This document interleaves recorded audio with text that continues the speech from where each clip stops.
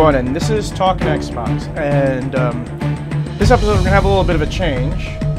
If you don't recognize that music, by the way, that is the music that's going to be in Titanfall, which is one of the games that is being hyped for the PC, Xbox 360, and Xbox One. And Jordan, are you on the air? I am on the air. Hey, so my regular podcast partner from TD Gaming Podcast is going to be on this podcast for the basic reason that now I often like to gloat when I'm right or when my wild guesses are right, and this time I was right, and I was shockingly right. I surprised myself that I was right. Jordan, do you know what I'm talking about? I think I know what you're talking about. You're talking about the new PSP model, or PS Vita model. Yeah, the PSP would be kind of backwards there.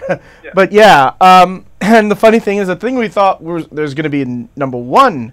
Now, the reason why there's going to be a Switch is because, obviously, this is Talking Xbox, but we're going to talk about other consoles right now. And the one thing that we thought was going to be the number one topic from Sony, from TGS, was going to be the Japanese release date. And what they said was very surprising, and it sort of confirmed some people.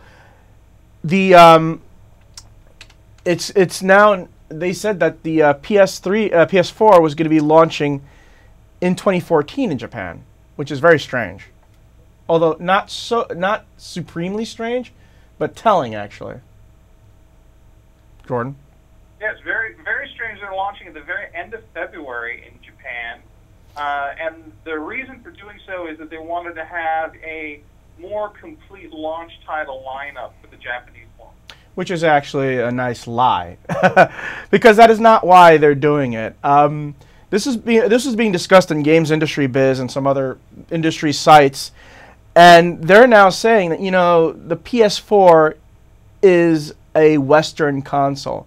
It is not intended for Japan. This is actually a Western console. That's why they're releasing it in the West first.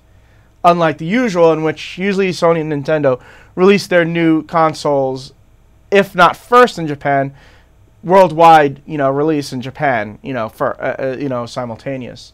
Sometimes significantly ahead of Japan. Sometimes as much as a year in advance. Well, yeah, that's their handheld consoles. Like the 3DS. Well, not just handheld consoles, but that happened with the original PlayStation. It launched in 1994 in Japan and 1995 everywhere else. So basically. Yeah, I mean, you know what this tells me is that Sony is acknowledging that Japan is no longer the major market of video games. I mean, they are a major market, but they're not, the video game world has expanded to the point in which Japan is basically a niche market now. But Japan has shrunk considerably. Well, it doesn't, well, a decade or so. No, let's not say it shrunk. What happened was that the hobby expanded worldwide, because Japan was one of the first countries to really take video gaming very seriously, right? Right. In the United States, it was sort of like a niche, sort of like a geek thing to do to play video games, right?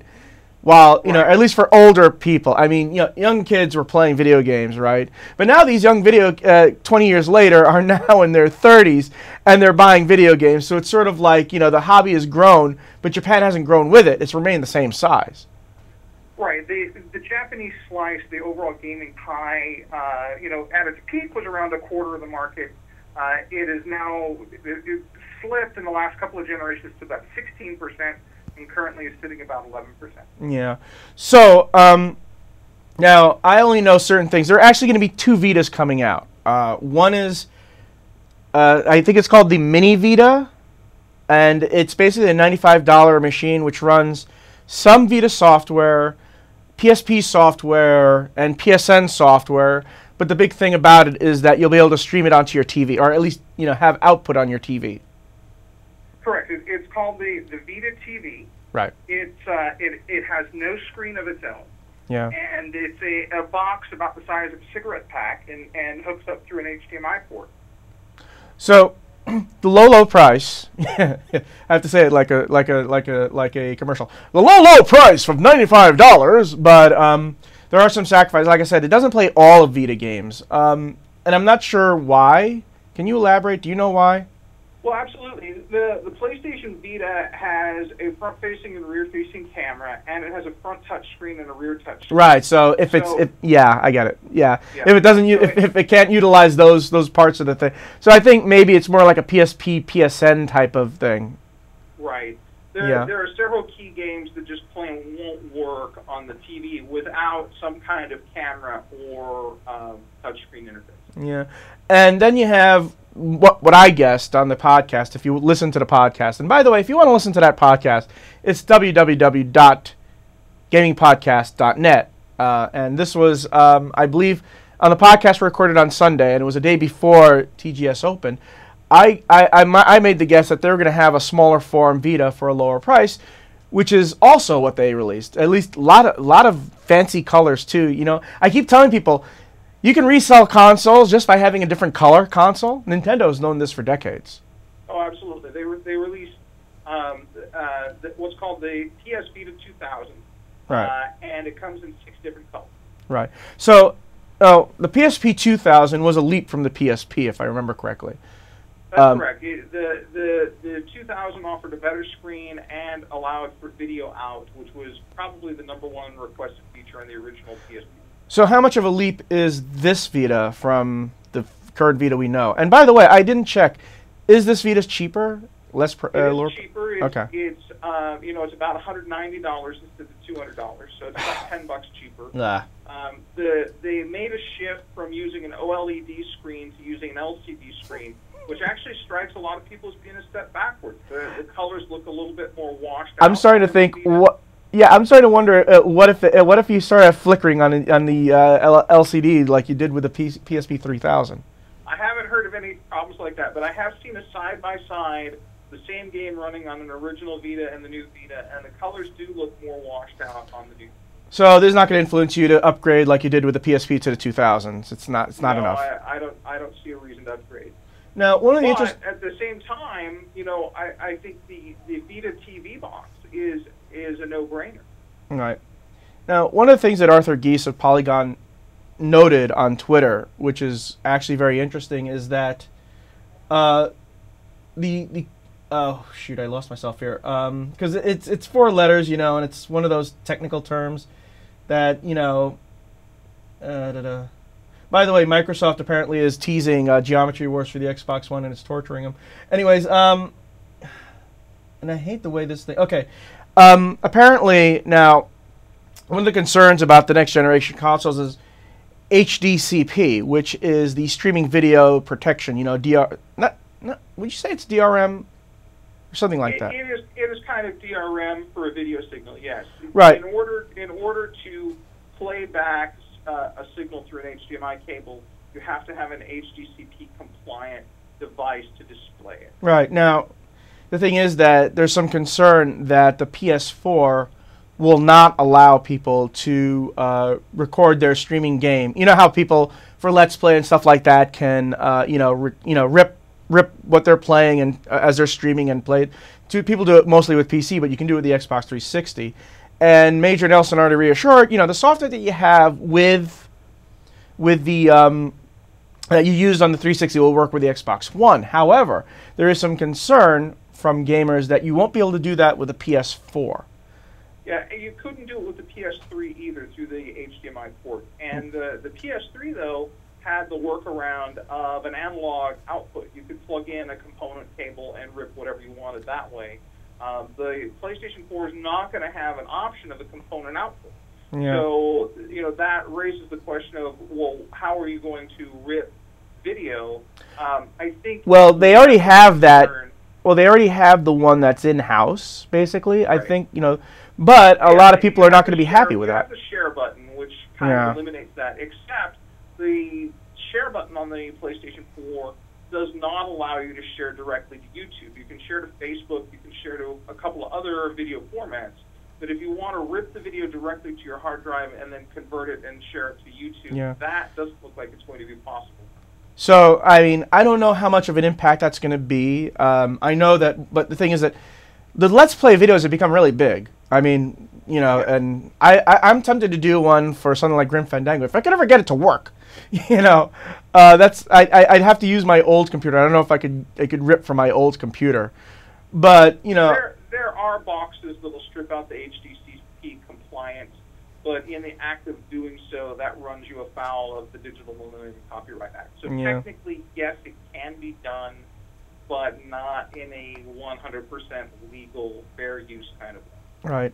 Now, now, did you hear this? Now, this made me laugh. Now, if you remember, when Microsoft decided to go do the quote-unquote 180, and by the way, I love how these terms... Did you know that Microsoft, OXMH, I think it was one of Microsoft's UK things, sent a wrapper, a picture of a bone with X-Bone on it? I did not, but did you see that? Yeah, Microsoft bought the domain for that. But I'm just saying they did that shortly after the guys at Microsoft UK sent the wrapper a bone with X-Bone on it. So yeah, I mean, you know, I thought that was hilarious, and I'm waiting for them to adopt xbone.com to feature all the dogs in Xbox. Because I mean, that's really what they should do with it. Yeah, I mean, I think Microsoft's just going to sit on it, basically, you know, and I think it just... a redirect to Bing or someplace, yeah. It does have a redirect to Bing. Well, I mean, yeah, the thing is that where I was going with this was that, you know, I don't know where I was going with this, and this is very bad on live TV. Yeah, okay, now I remember. Now remember that when Xbox did the 180, you know, or Microsoft did the 180... Which time? Well, the one about removing the always on, always on internet. So, what was one of the casualties was family sharing, in which you could share your account, your games with 10 other people, right? Right. So now Valve has taken it and say, guess what? We have family sharing, and they're going to take Microsoft's concept and use it for Valve. So you can you can share with 10 people your entire Steam library. I thought that was pretty brilliant, yeah.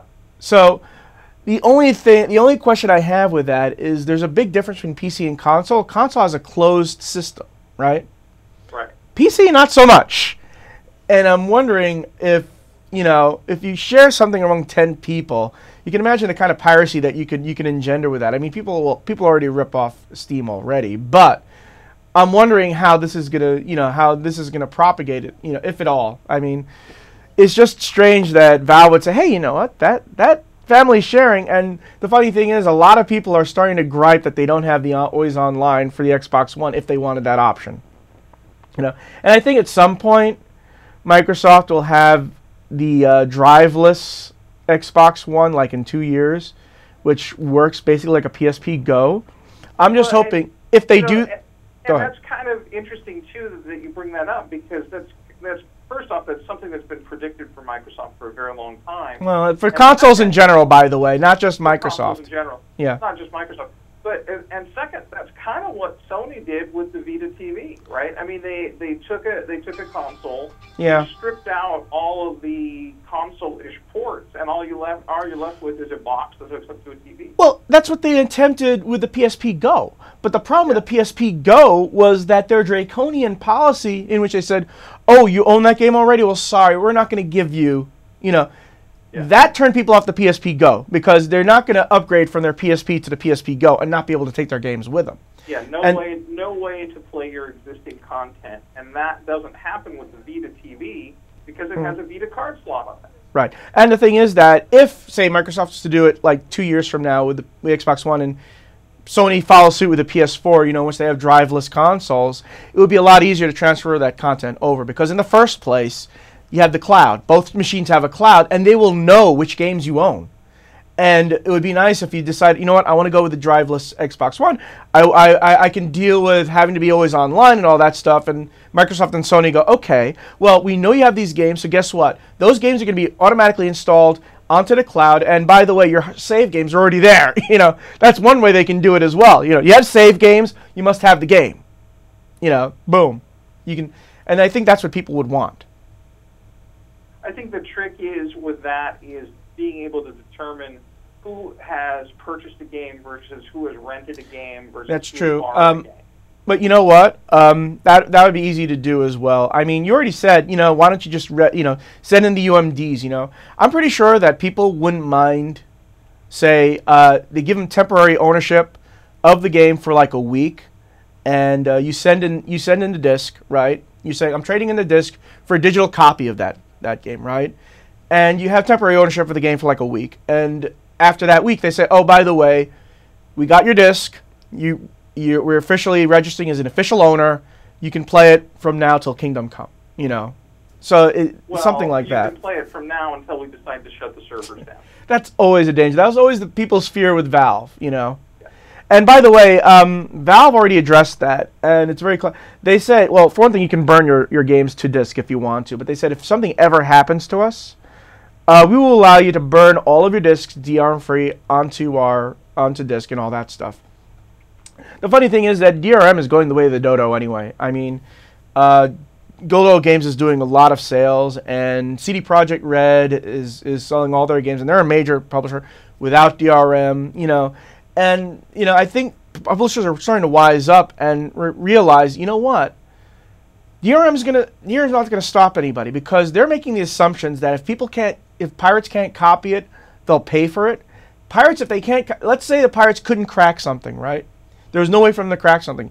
They're not going to buy it. They're not going to buy it. They don't want to buy it. So you're not losing customers with if you don't put something on DRM. You're not losing them. Correct. And we see that.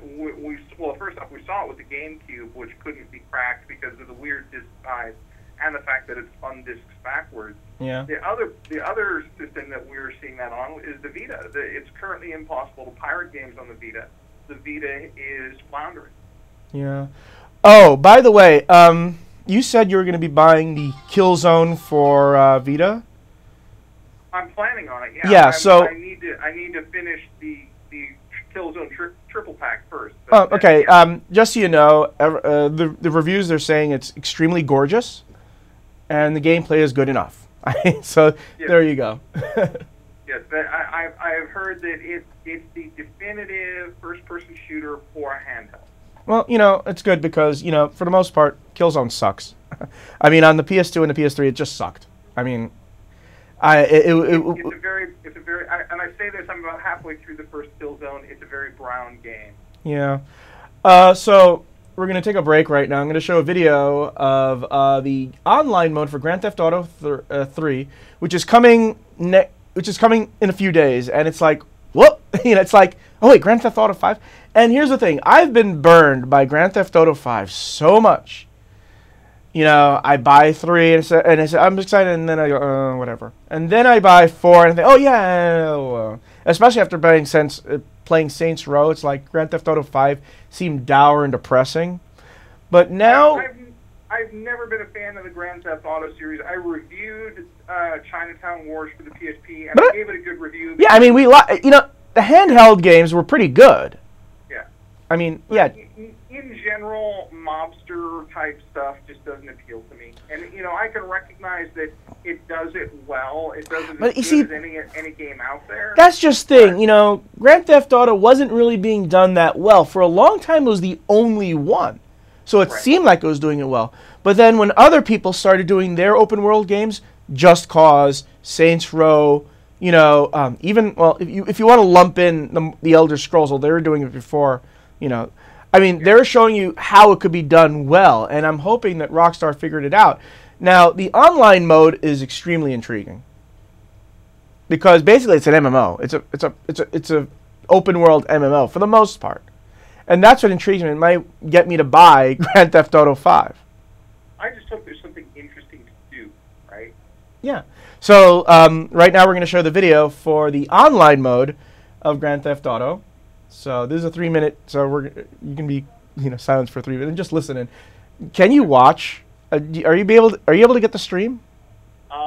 I'm not technically in the house yet. Oh, okay. I'm talking to you from my glorious deck. Well, just so you know, and this is for the viewers out there, I'm going to be also ripping this and putting this on YouTube, so you can actually watch this show after it's done. And it's, I don't know why I haven't been doing it sooner, but I'm going to be doing it now. I did my last episode, which was 2 weeks ago. I took the week off. So here's the online mode for Grand Theft Auto 5.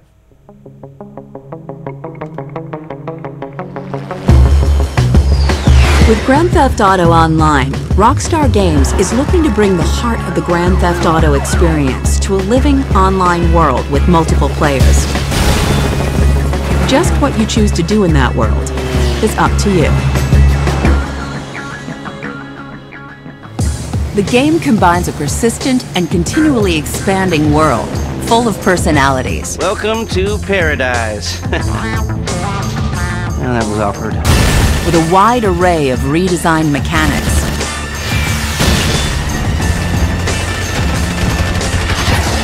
And a huge range of both structured and unstructured activities for you to do. After you fly into Los Santos, you're introduced to the world and its many opportunities for earning and spending money. You need to better represent yourself, you know what I'm talking about? Having fun and getting into trouble.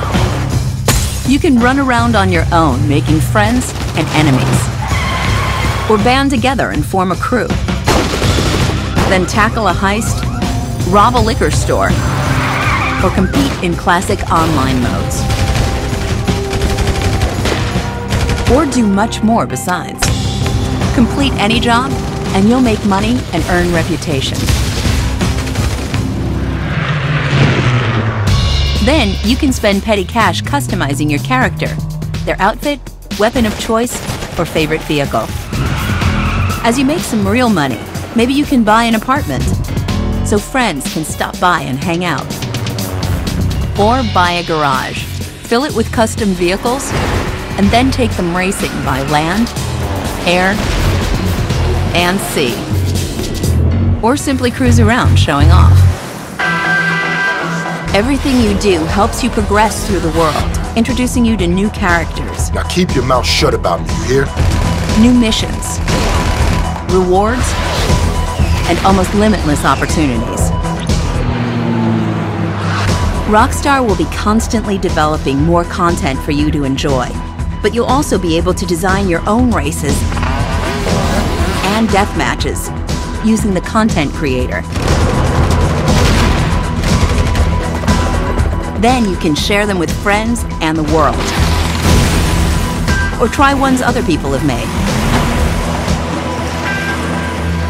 Grand Theft Auto Online brings the freedom of the Grand Theft Auto experience to multiple players in a dynamic, shared world.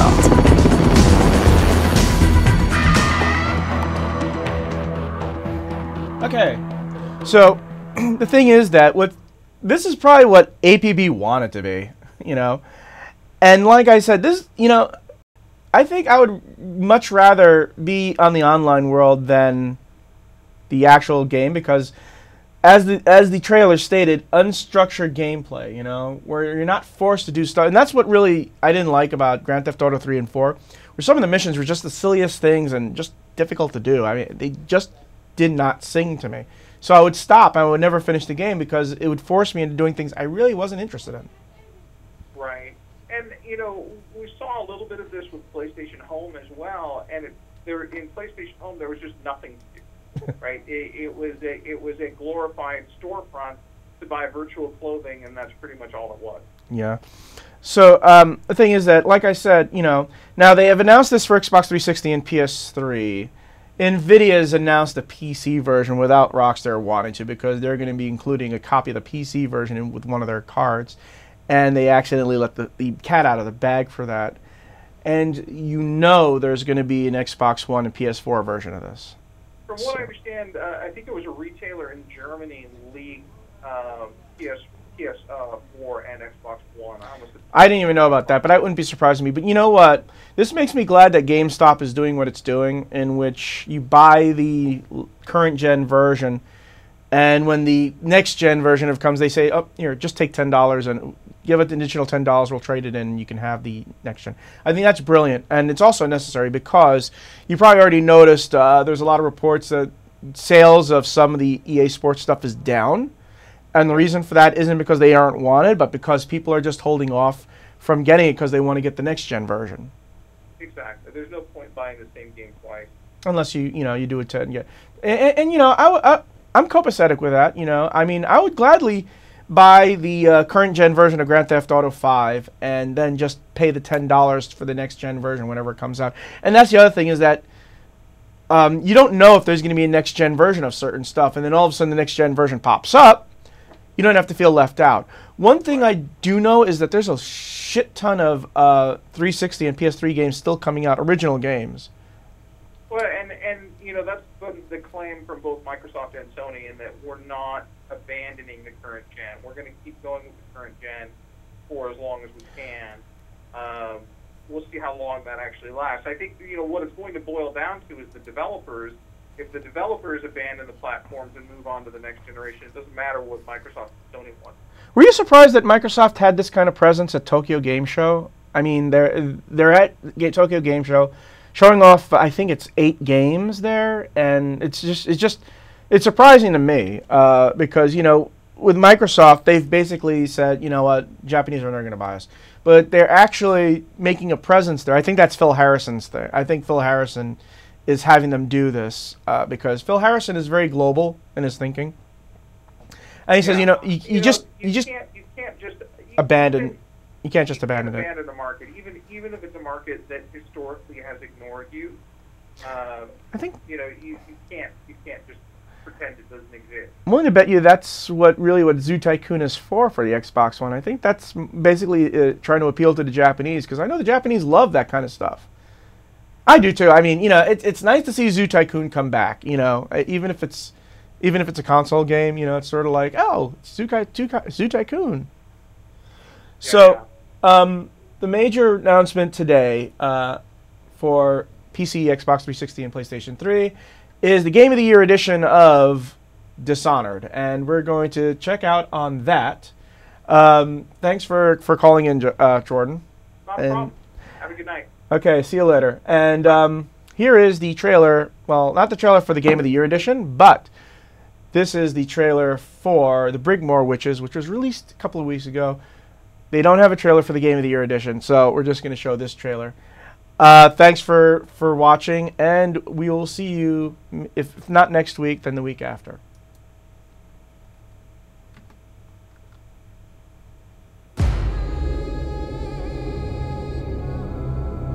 He knew. The black-eyed bastard knew that when my blade stilled the Empress's heart, and delivered her daughter to the Lord Regent's men, everything would fall to pieces. And I'm in a strange duel with a mad witch named Delilah. Are you afraid of me, Dowd? You should be.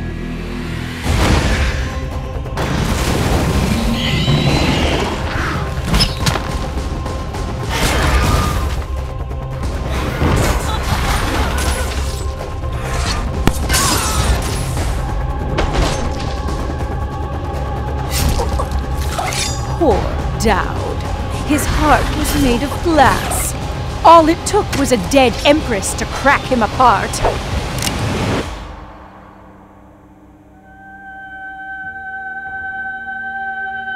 We make our choices and take what comes. And sooner or later, in ways we can't always fathom, the consequences come back to us.